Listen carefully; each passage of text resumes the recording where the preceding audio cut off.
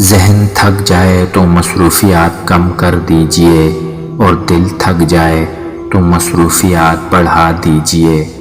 زندگی کا بہترین رشتہ وہی ہے جہاں ناراضگی کے بعد معمولی سی مسکراہٹ اور معذرت سے زندگی پہلے جیسی ہو جائے۔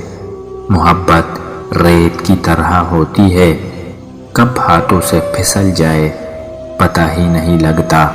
انسان دونوں معاملات میں بے بس ہے، دکھ سے بھاگ نہیں سکتا اور خوشی کو خرید نہیں سکتا۔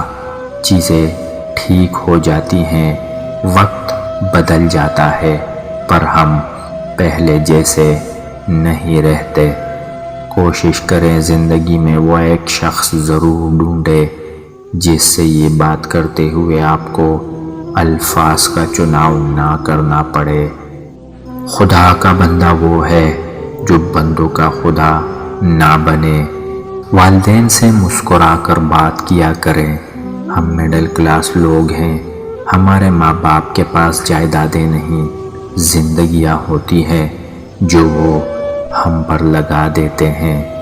بات کرنے کا دلاسا دے کر اس نے صبح تک مجھ کو جگائے رکھا۔ خاموشی ہر فضول بات کا ایک شریفانہ جواب ہے۔ ہم مسلمان ہیں صاحب، یہ تو عذاب ہیں، قیامت بھی آئے گی، دوپٹہ سر پہ ہوگا۔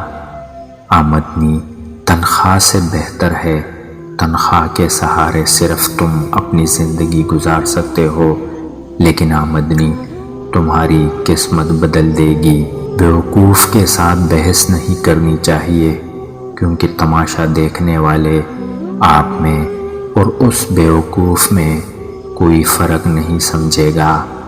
عورت کا نامحرم مرد کے ساتھ ملائم گفتگو کرنا بھی داخل بدکاری ہے۔